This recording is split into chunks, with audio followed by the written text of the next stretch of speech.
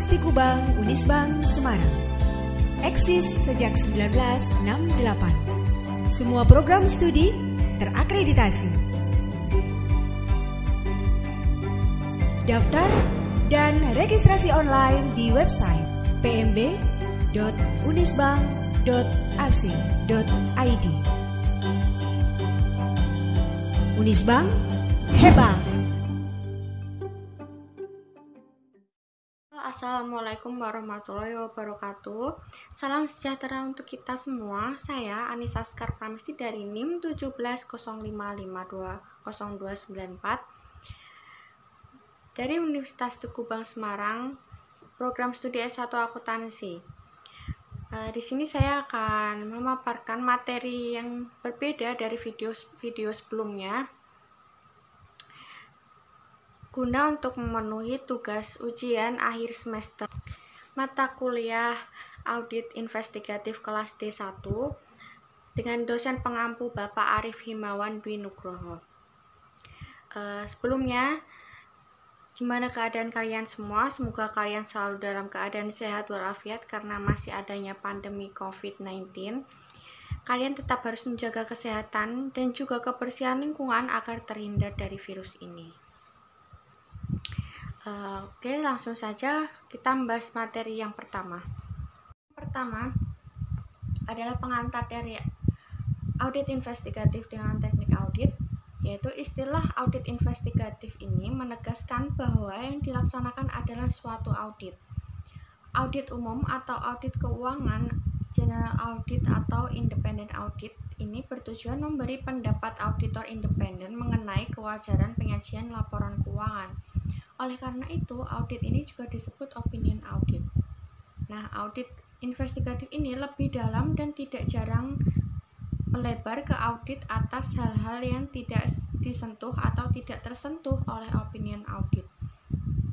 Audit investigatif diarahkan kepada pembukuan ada atau tidak adanya fraud atau termasuk korupsi dan perbuatan melawan hukum lainnya seperti tindak pidana pencucian uang. Oleh karena itu, ia memusatkan perhatian kepada W5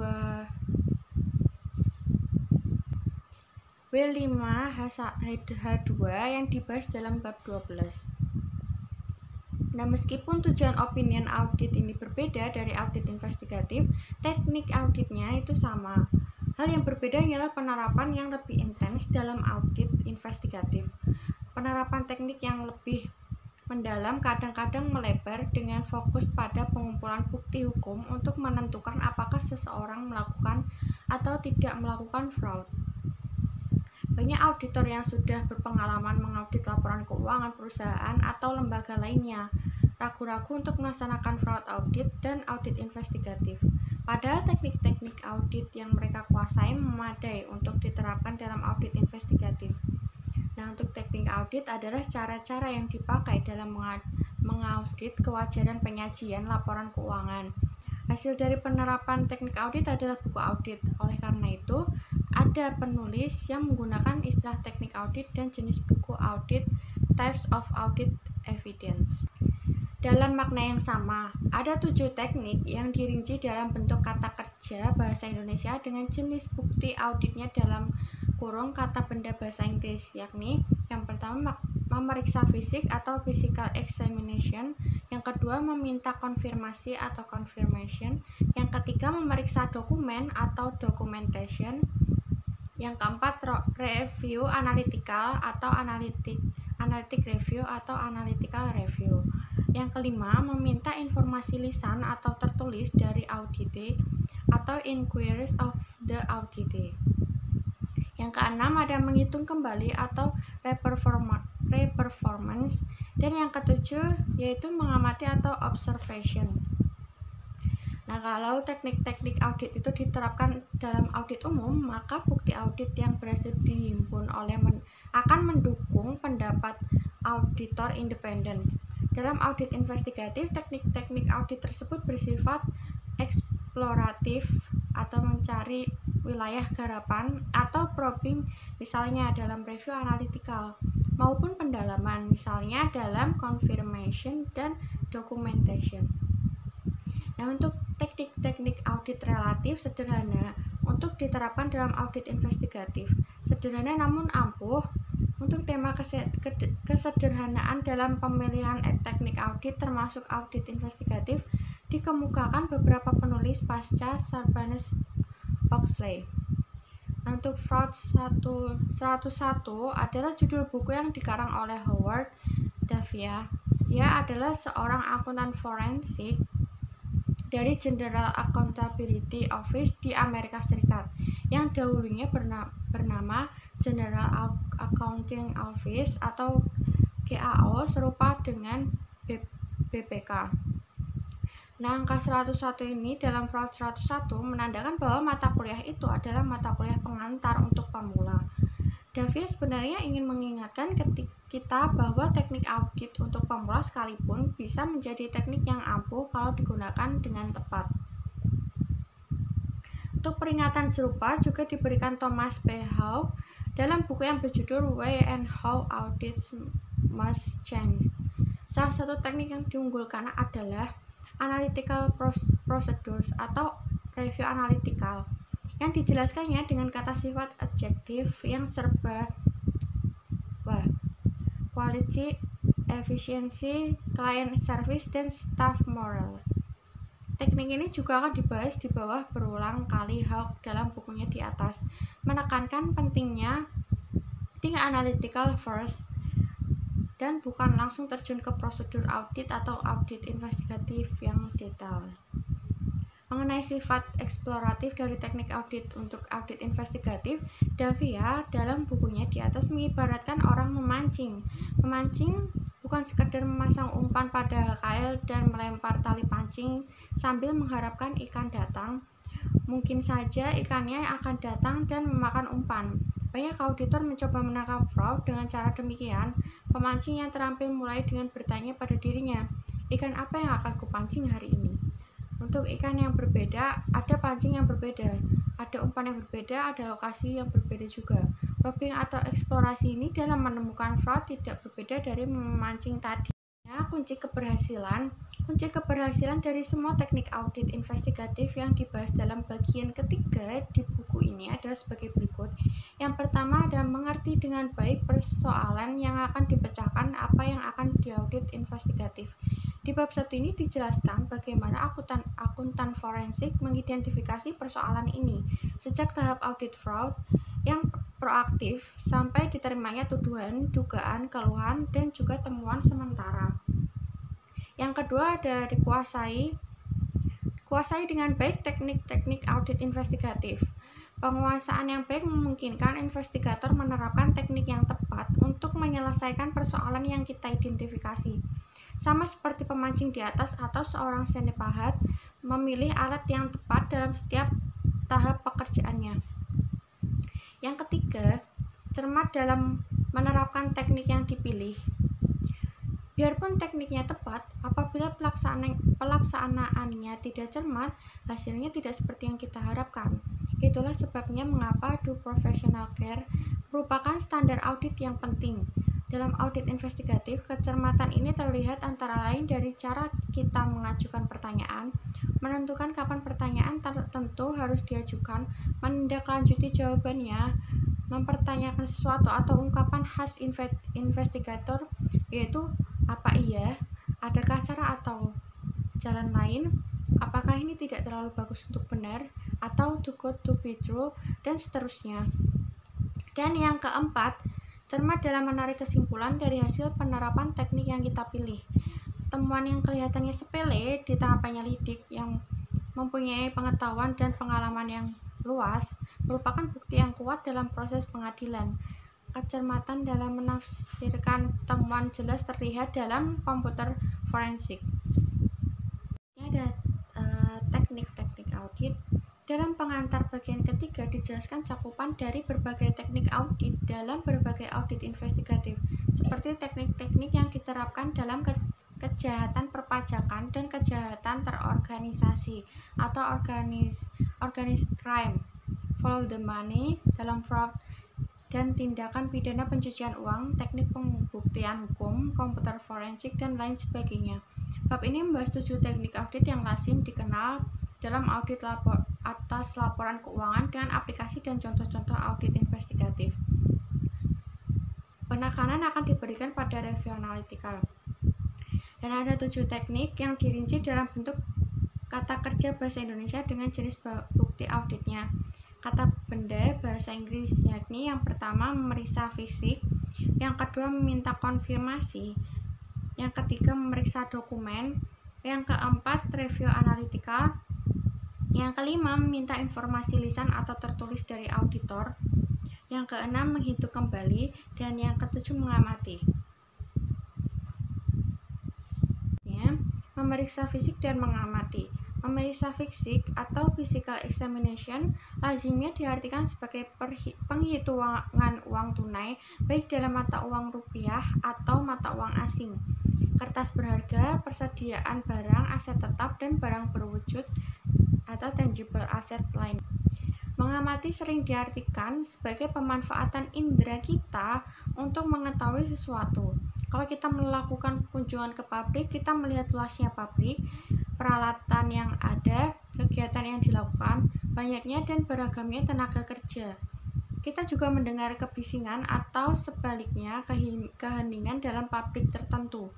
Kita mencium atau membaui sesuatu, mungkin sesuatu yang wangi seperti di pabrik parfum, aromatik, obat, dan lain-lain, atau bahkan bau yang menyengat, misalnya di tempat penyamakan kulit atau tempat pengolahan sampah. Dan kita bisa mencicipi misalnya di pabrik yang menghasilkan makanan. Kita merasakan suhu panas atau dingin di tempat kerja. Singkatnya, mengamati adalah menggunakan indera, bisa salah satu atau beberapa indera sekaligus. Untuk audit investigatif, penulis tidak membedakan pemeriksaan fisik dan pengamatan. Dalam kedua teknik ini, investigator menggunakan inderanya untuk mengetahui atau memahami sesuatu. Nah, kita akan ambil contoh yang kita lihat berbagai tingkat pemahaman yang bisa diperoleh dari pengamatan dan pemeriksaan fisik. Yaitu, contohnya, dari kunjungan ke lokasi yang terkena dampak semburan lumpur panas di Porong, Sidoarjo tahun 2006. Investigator menyaksikan sendiri apa yang terjadi dan luasnya musibah. Ini salah satu bentuk pemahaman. Investigator mempunyai bayangan.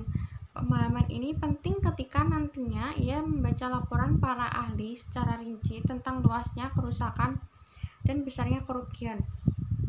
Contoh yang kedua, dari kunjungan ke wilayah yang terkena gempa, para relawan dan petugas dari Dinas Sosial dapat menentukan jumlah kilometer jalan, rumah, sekolah, rumah ibadah, kantor, pabrik, dan lain-lain yang rusak.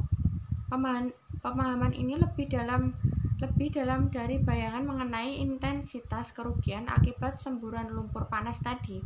Di sini ada data kuantitatif. Contoh yang ketiga, pengamatan tenaga ahli dari maskapai asuransi akan memberikan kepadanya pemahaman yang lebih mendalam lagi, yakni siapa yang bertanggung jawab dan siapa yang layak menerima klaim ganti rugi.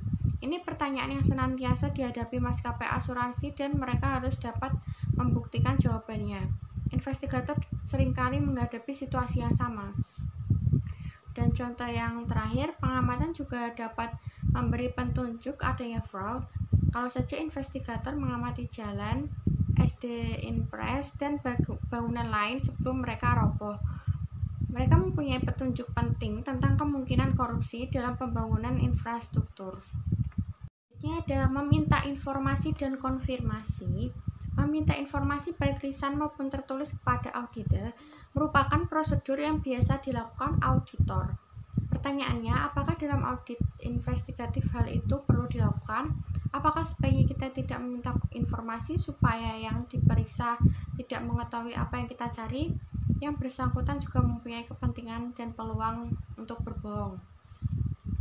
Seperti dalam audit, juga dalam audit investigatif, permintaan informasi harus dibarengi, diperkuat, atau dikolaborasi dengan informasi dari sumber lain atau diperkuat substansiat dengan cara lain. Permintaan informasi sangat penting dan juga merupakan prosedur yang normal dalam suatu audit investigatif. Secara mendalam, teknik ini dibahas dalam bab 19, wawancara dan interogasi di video sebelum ini. Untuk meminta konfirmasi adalah meminta pihak lain atau dari yang diaudit investigatif untuk menegaskan kebenaran atau ketidakbenaran suatu informasi. Dalam audit, teknik ini umumnya diterapkan untuk mendapat kepastian mengenai saldo utang piutang. Akan tetapi sebenarnya ia dapat diterapkan untuk berbagai informasi, keuangan maupun non-keuangan. Dalam audit investigatif, kita harus memperhatikan apakah pihak ketiga mempunyai kepentingan dalam audit investigatif. Dalam kasus tender, pengadaan barang, permintaan konfirmasi dari penyuplai yang cenderung melindungi pejabat perlu diperkuat, misalnya dengan konfirmasi dari Direktorat Jenderal Bea Cukai kalau barang tersebut diimpor. Selanjutnya, memeriksa dokumen. Teknik ini tidak memerlukan pembahasan khusus. Tak ada audit investigatif tanpa pemeriksaan dokumen. Hanya saja dengan kemajuan teknologi, definisi dokumen menjadi lebih luas, termasuk informasi yang diolah, disimpan, dan dipindahkan secara elektronis atau digital. Ini merupakan pokok bahasan bab 18 yaitu komputer forensik. Ini ada review analytical. Deloitte Haskins and Sells, disingkat DHS, cikal bakal dari Deloitte Touch Tohmatsu, mencatat penggunaan teknik ini dalam audit manual mereka di tahun 1930-an. Di akhir 1960-an dan awal 1970-an, DHS mengembangkan berbagai perangkat lunak untuk review analytical. Di antaranya, statistical technique for Analytical Review atau STAR in Auditing. Judul yang sama digunakan sebagai judul dari buku yang ditulis kedua pionir dalam bidang ini, Kenneth W. Stringer dan Trevor S. Stewart. Dalam review analytical yang penting bukannya perangkat lunaknya, tetapi semangatnya. Seperti dikatakan Hawke di atas, think analytical first, ini ciri auditor dan investigator yang tangguh.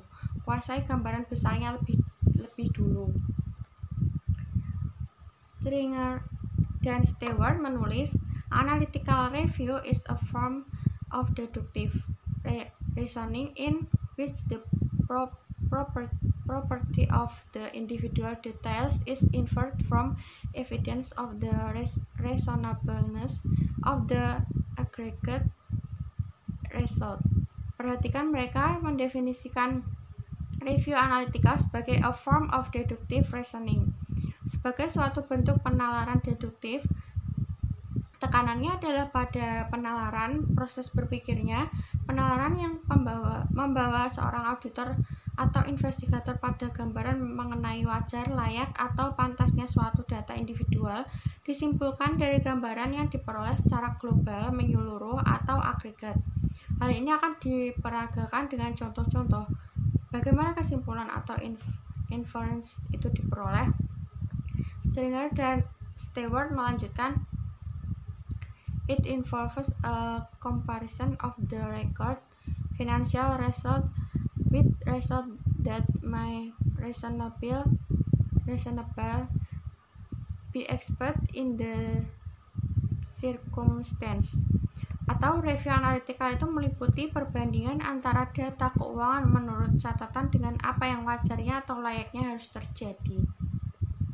Pada dasarnya, seorang investigator secara intuitif terobsesi dengan sesuatu yang agaknya tidak benar, sesuatu yang melenceng, dan bahwa something must be wrong because it appears so. Oleh karena itu, ia memerlukan patokan atau benchmark untuk membandingkannya dengan apa yang dihadapinya. Patokan inilah yang dirumuskan Stringer dan Stewart sebagai result that may reasonably be expected. Misalnya, kita sedang mengaudit investigatif suatu bank yang berkewajiban memungut pajak penghasilan atas bunga yang diperoleh nasabahnya. Apakah bank menyetorkan pajak penghasilan ini sesuai ketentuan baik dalam jumlah maupun waktu penyetoran? Apakah audit investigatif ini harus dimulai di cabang-cabang atau kantor-kantor perwakilan? Menurut review analytical itu tidak. Kita mulai dengan mencocokkan angka-angka agregat. Pertama, kita tentukan jumlah pajak penghasilan yang sudah disetorkan untuk bank secara keseluruhan atau kantor pusat dan cabang-cabang. Nah, menurut pembukaan bank itu data A. Selanjutnya, kita hitung apa yang dikatakan Singer dan Stewart sebagai result that may reasonably be expected. Ini adalah hasil perkalian antara tarif pajak, misalnya 10%, dengan jumlah bunga yang dibayarkan bank itu kepada para nasabahnya, dan data B. Perbedaan antara data A dan data B bisa merupakan perbedaan waktu atau timing difference saja, yakni perbedaan antara saat memotong dan saat menyetor pajak penghasilan. Timing difference ini juga mudah dilokalisasi. Tetapi mungkin juga ada perbedaan yang bersifat tetap atau permanent difference, misalnya dalam hal deposan dalam negeri yang mendapat pembebasan pajak penghasilan dan deposan di cabang-cabang di luar negeri, di mana bank tidak berkewajiban memungut pajak penghasilannya. Perbedaan ini mudah diketahui karena umumnya jumlah deposan dalam negeri yang dibebaskan tidak banyak, sedangkan untuk deposan di cabang-cabang luar negeri, kita dapat mengabaikan seluruh data bunga luar negeri atau bagian dari database semula. Dengan contoh ini, mari kita kaji definisi review analytical di atas.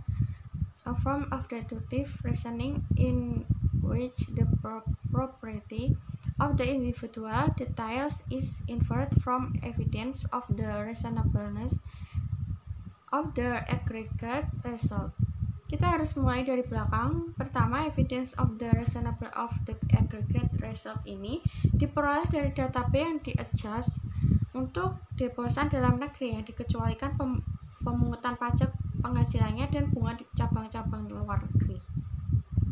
Kedua, a form of deductive reasoning. Di sini kita membuat dedukasi dari data agregat, data global, data menyeluruh yang dalam hal ini adalah data A dan data B. Deduksi ini berkenaan dengan the property of the individual details, kelayakan, kewajaran atau kepantasan property dari individual details. Individual details di sini adalah pemungutan dan penyetoran pajak penghasilan oleh bank secara transaksi demi transaksi, cabang demi cabang, atau mungkin per pejabat bank sesuai dengan kewenangannya. Kita think analytical first dan tidak langsung terjun dan menyibukkan diri dengan detail substantif test. Ada macam-macam variasi dari teknik review analytical, namun semuanya didasarkan atas perbandingan antara apa yang dihadapi dengan apa yang layaknya harus terjadi, dan berusaha menjawab sebabnya terjadi kesenjangan. Apakah ada kesalahan atau error, fraud, atau salah merumuskan patokannya. Di bawah, beberapa teknik review analytical disajikan dengan label tertentu untuk memudahkan pemahaman. Yang pertama ada Beatrice Vergage dan Sid Vergage. Buku teks ekonomi perusahaan tahun 1950-an memberi dua contoh pembandingan dengan menggunakan istilah Jerman, Beatrice Vergage dan Sid Vergage. Dalam Beatrice Vergage, kita membandingkan perusahaan Beatrice yang kita audit investigatif dengan saingannya yang seukuran. Terutama kalau Beatrice lainnya itu cukup banyak, kita bisa mempunyai rata-rata industri yang andal. Pada dasarnya, Beatrice Vergage ini yang dimanfaatkan akademisi seperti Michael Porter untuk menganalisis kompetisi atau persaingan. Dalam Sid Vergage, kita membandingkan perusahaan yang kita audit investigatif pada saat sekarang dengan hal yang sama di masa Sid lalu.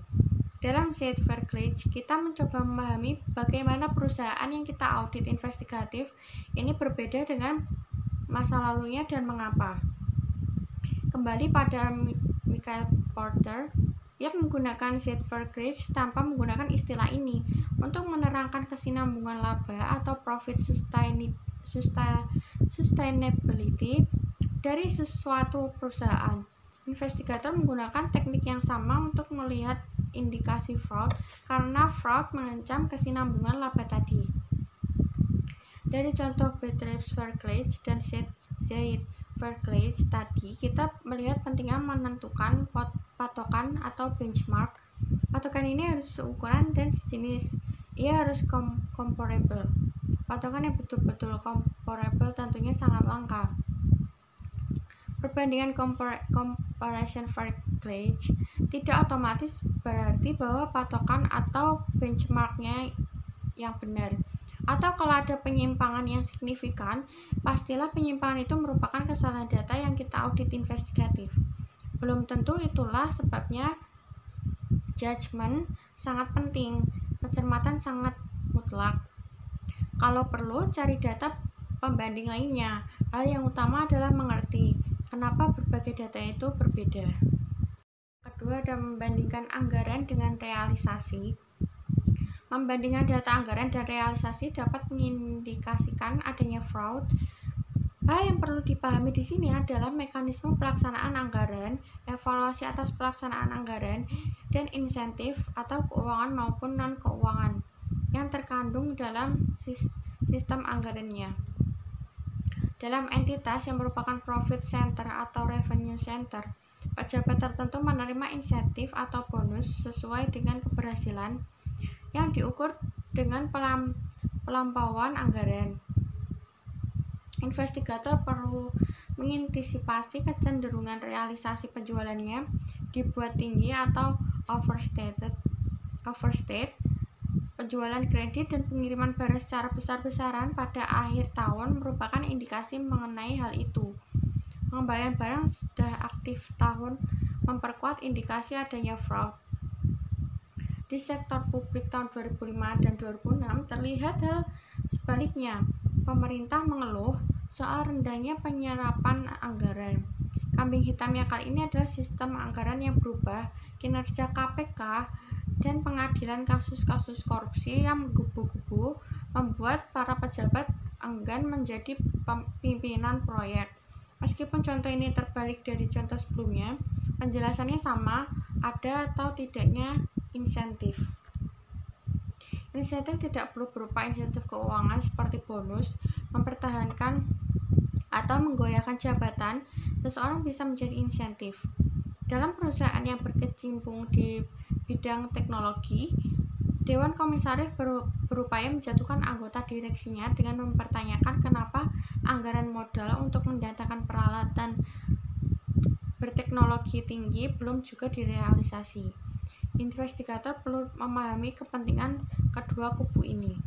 Selanjutnya ada analisis vertikal dan horizontal. Analisis vertikal dan horizontal ini merupakan analisis rasio laporan keuangan. Analisis vertikal menunjukkan rasio antara suatu akun dengan akun lainnya dalam laporan keuangan untuk tahun yang sama. Contoh analisis vertikal dalam laporan laba rugi, rasio antara harga pokok penjualan dengan penjualan, rasio antara laba kotor dengan penjualan, rasio antara biaya penjualan dengan penjualan, rasio antara biaya administrasi dengan penjualan, dan seterusnya. Analisis ini disebut analisis vertikal karena angka-angka yang dibandingkan terletak secara vertikal dalam laporan keuangan. Misalnya dalam contoh laporan laba rugi seperti slide berikut ini. Seperti ini, akun laba rugi penjualan pada penjualan berjumlah 1 juta dengan persentase 100%, harga pokok penjualan dengan jumlah 400.000 dengan persentase 40%, laba kotor berjumlah 600.000 dengan persentase 60%, biaya penjualan berjumlah 100.000 dengan persentase 10%, biaya administrasi berjumlah 75.000 dengan persentase 7,5%, biaya lain atau termasuk penyusutan berjumlah 25.000 dengan persentase 2,5%, jumlah biaya berjumlah 200.000 dengan persentase 20%, laba sebelum pajak penghasilan berjumlah 400.000 dengan persentase 40%, pajak penghasilan berjumlah 120.000 dengan persentase 12%, dan laba bersih berjumlah 280.000 dengan persentase 28%. Nah, dalam contoh di atas, semua akun laba rugi dibandingkan dengan akun penjualan. Dalam struktur laporan laba rugi, akun-akun ini tersusun secara vertikal. Analisis vertikal dapat dilakukan untuk neraca. Akun-akun neraca dapat dibandingkan misalnya dengan jumlah aset. Nah, dengan analisis vertikal ini kita dapat mengubah angka-angka laporan keuangan dari nilai dalam rupiah atau mata uang lain menjadi angka-angka dalam persentase. Laporan keuangan dalam presentasi ini disebut laporan keuangan berukuran sama atau common size financial statement. Ada neraca berukuran sama common size balance sheet, laporan laba rugi berukuran sama common size income statement, dan laporan arus kas berukuran sama atau common size cash flow statement. Apa gunanya laporan keuangan berukuran sama? Atau apa guna analisis vertikal? Manfaatnya adalah dalam membandingkan perusahaan jenis yang mempunyai ukuran berbeda. Misalnya, kita ingin membandingkan perusahaan obat-obatan. Perusahaan A mempunyai omset atau nilai peredaran atau penjualan sebesar 100 miliar, sedangkan perusahaan B sebesar 10 triliun. Kita bisa mengabaikan nilai rupiah dari kedua perusahaan ini karena yang ingin diketahui, misalnya, apakah laba kotor sebagai persentase dari penjualan untuk perusahaan A lebih besar atau kecil dari perusahaan B. Analisis horizontal menunjukkan perubahan atau kenaikan ataupun penurunan suatu akun untuk suatu tahun periode dibandingkan tahun periode sebelumnya atau tahun periode berikutnya. Analisis ini tidak lain dari Z-Vergleich yang dibahas slide sebelumnya. Angka-angka untuk akun yang sama dari tahun periode sebelumnya atau tahun periode berikutnya dalam penyajian laporan keuangan disajikan berdampingan. Oleh karena itu, analisis ini disebut analisis horizontal. Hubungan antara satu data keuangan dengan data keuangan lainnya. Beberapa akun, baik dalam suatu maupun beberapa laporan keuangan, bisa mempunyai keterkaitan yang dapat dimanfaatkan untuk review analitikal. Contoh, angka penjualan dengan piutang dan persediaan rata-rata, angka penjualan dengan bonus bagian penjualan, penghasilan bunga dengan saldo rata-rata tabungan, dan seterusnya. Selanjutnya, menggunakan data non keuangan. Contoh-contoh di atas menggunakan data keuangan. Inti dari review analytical adalah mengenal pola hubungan, relationship pattern. Pola hubungan ini tidak mesti hanya antara satu data keuangan dengan data keuangan lain. Pada hubungan keuangan pun bisa bermacam-macam bentuknya. Dalam bisnis perkebunan, ada hubungan antara jumlah pupuk yang dipergunakan dengan hasil produksi atau panen. Angka masukan maupun keluaran dinyatakan dalam satuan non-keuangan seperti jumlah ton untuk pupuk dan sawit. Di pabrik gula, ada ukuran antara jumlah ton tebu yang masuk ke pabrik dan jumlah ton gula yang dihasilkan. Pola hubungan antara masukan dan keluaran ini dinyatakan dalam suatu rasio yang dalam industri gula dikenal dengan rendemen. Perhitungan serupa kita lihat di industri kayu lapis atau blackboard dengan nama recovery.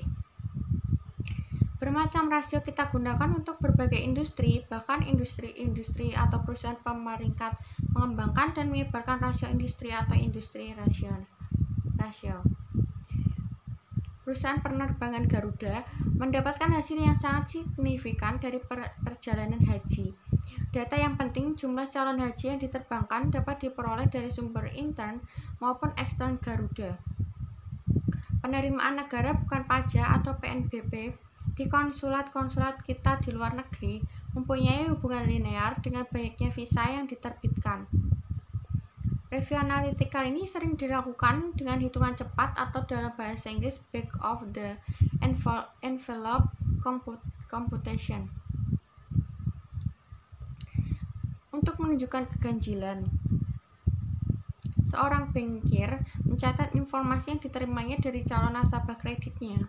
Dengan cepat ia menentukan bahwa pabrik bulk berkapasitas besar di lokasi yang terisolasi tidak akan bisa beroperasi karena bahan bakunya tidak akan cukup. Semua data untuk membuat kesimpulan itu ia peroleh selama makan siang dengan calon debiturnya. Selanjutnya, regresi atau analisis tren dengan data historikal yang memadai atau makin banyak makin baik. Ceteris paribus, review analitikal dapat mengungkapkan tren. Berbagai perangkat lunak mempermudah hitungan dan grafiknya, misalnya STAR, perangkat lunak Deloitte yang disebut di atas. Selanjutnya, menggunakan indikator ekonomi makro. Ada hubungan antara besarnya pajak penghasilan yang diperoleh dalam suatu tahun dengan indikator-indikator ekonomi seperti inflasi, tingkat pengangguran, cadangan devisa, indikator ekonomi negara-negara yang menjadi partner perdagangan Indonesia, harga minyak mentah dan komoditi lain, dan lain-lain. Ini merupakan bidang studi yang ditekuni para ahli ekonomi makro dan ekonometri. Keandalan perumusan ekonometri ini akan membantu auditor atau investigator melalui data agregat tanpa harus memasuki pemeriksaan SPT sebagai langkah pertama. Kalau ada indikasi kuat, baru kita ke pemeriksaan SPT dengan net worth method atau expenditure method pada bab 14. Ada menghitung kembali. Menghitung kembali atau reperform tidak lain dari mengecek kebenaran perhitungan atau kali, bagi, tambah, kurang, dan lain-lain. Ini prosedur yang sangat lazim dalam audit. Biasanya tugas ini diberikan kepada seseorang yang baru mulai bekerja sebagai auditor, sebagai seorang junior auditor di kantor akuntan. Dalam audit investigatif, perhitungan yang dihadapi umumnya sangat kompleks, didasarkan atas kontrak atau perjanjian yang rumit. Mungkin sudah terjadi perubahan dan renegosiasi berkali-kali dengan pejabat atau kabinet yang berbeda. Perhitungan ini dilakukan atau disupervisi oleh investigator yang berpengalaman. Beberapa contoh penghitungan kembali semacam itu yang berpotensi triliunan rupiah. Yang pertama, dalam kasus penyelesaian kewajiban pemegang saham, Keputusan Menteri Keuangan Nomor 151 KMK 01/2006 tanggal 16 Maret 2006 mensyaratkan penetapan jumlah kewajiban berdasarkan data terakhir. Inilah peluang untuk melakukan reperformance, dan tidak jelas apakah perhitungan ini sudah selesai dan apakah ada lembaga negara yang melakukan reperformance.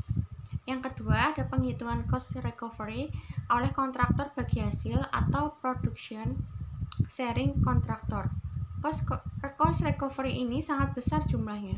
Kalau tidak dihitung kembali oleh counterpart, PSC, atau lembaga pemeriksa independen, cost recovery ini rawan penyalahgunaan. Dan yang ketiga, biaya yang dikeluarkan BUMN di mana mempunyai kewajiban memberikan pelayanan umum atau public service obligation.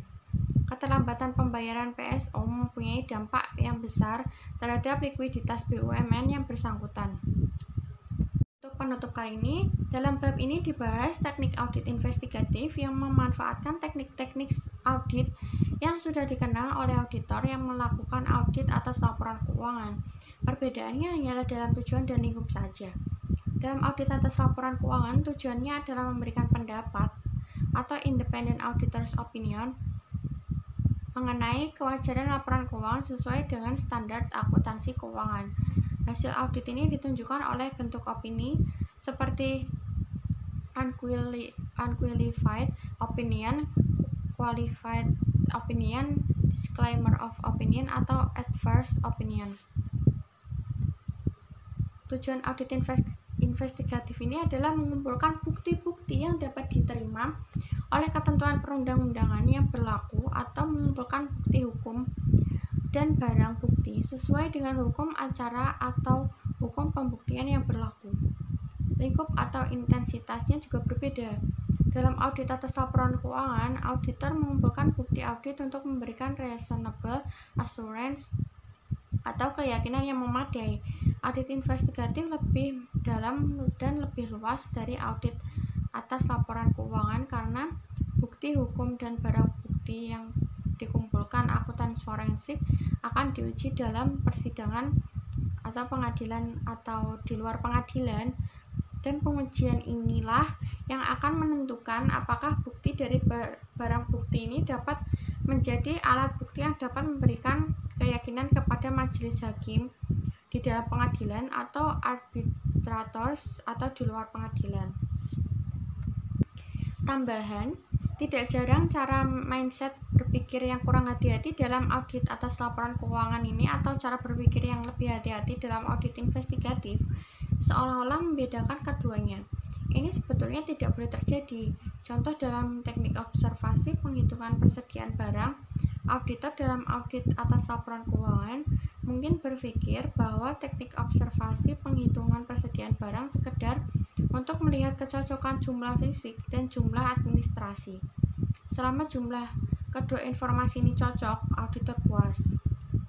Sebaliknya, auditor dalam audit investigatif ini memanfaatkan teknik observasi penghitungan persediaan barang untuk menentukan apakah persediaan barang ini tidak terlalu banyak dibandingkan dengan kebutuhan normal atau jumlah pesanan yang ekonomis atau economic order quantity.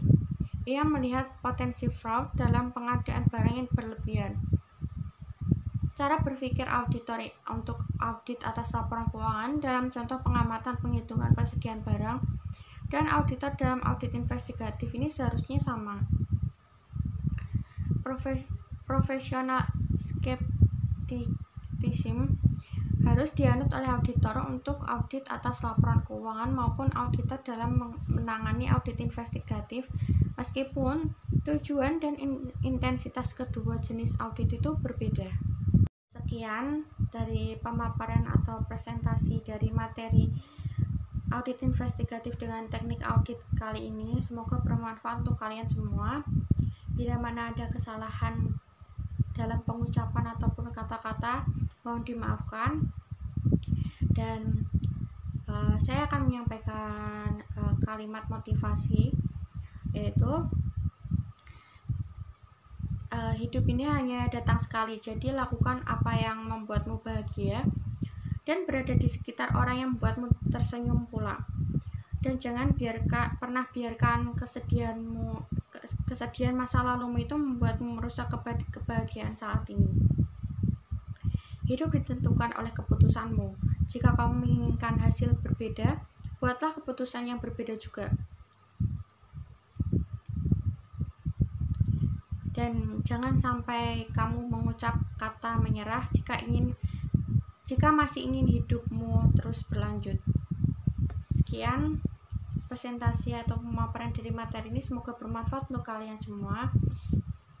Wabillahi taufiq wal hidayah. Wassalamualaikum warahmatullahi wabarakatuh.